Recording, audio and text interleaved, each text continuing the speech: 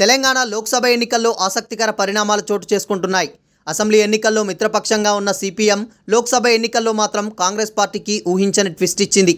India కూటమిలో భాగంగా ఉన్న నేపథ్యంలో కాంగ్రెస్ పార్టీకి లోక్సభ ఎన్నికల్లో మద్దతు ఇవ్వాలని సీఎం రేవంత్ రెడ్డి కోరగా అంగీకరించిన కామ్రేడ్లు భువనగిరి విషయంలో మాత్రం తగ్గేదేలే అంటూ షాక్ ఇచ్చారు. సిపిఎం పార్టీ తెలంగాణ అసెంబ్లీ ఎన్నికల్లో కాంగ్రెస్ పార్టీతో కలిసి పోటీ చేసిన కామ్రేడ్లు లోక్సభ ఎన్నికల్లో పంతా మార్చారు. టీపీసీసీ అధ్యక్షుడు సీఎం రేవంత్ రెడ్డికి కామ్రేడ్లు ఊహించని షాక్ ఇచ్చారు.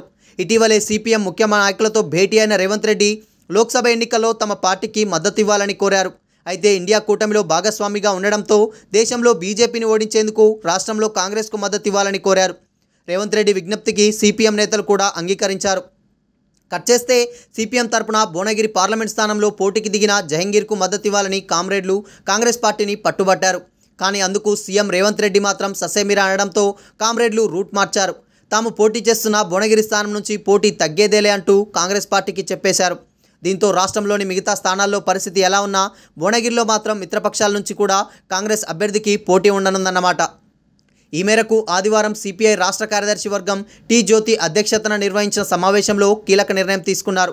భువనగిరి పార్లమెంటు నియోజకవర్గంలో పోటీ చేస్తున్న సిపిఎం అభ్యర్థి మొహమ్మద్ జహంగీర్ను బలపరచాలని ప్రజలకు విజ్ఞప్తి చేయాలని ఆ పార్టీ రాష్ట్ర కార్యదర్శి తమ్మినేని వీరభద్రం ప్రకటించారు.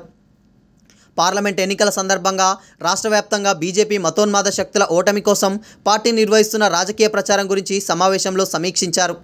దేశానికి, తెలంగాణ రాష్ట్రానికి, ప్రజలకు బీజేపీ చేసిన అన్యాయాలను ఎండగట్టే కృషిని మరింత ఉధృతం చేయాలని నిర్ణయించారు. ఈ కృషికి తోడ్పడేందుకు పార్టీ యొక్క స్వతంత్ర రాజకీయ విధానాన్ని ప్రజల్లోకి తీసుకెళ్లేందుకు గాను భువనగిరి మినహా మిగిలిన 16 స్థానాల్లో మతోన్మాద బీజేపీని ఓడించేందుకు ఇండియా కూటమిలో భాగస్వామిగా ఉన్నందుకు గాను కాంగ్రెస్ పార్టీ అభ్యర్థులను బలపరచాలని ప్రజలు కోరారు.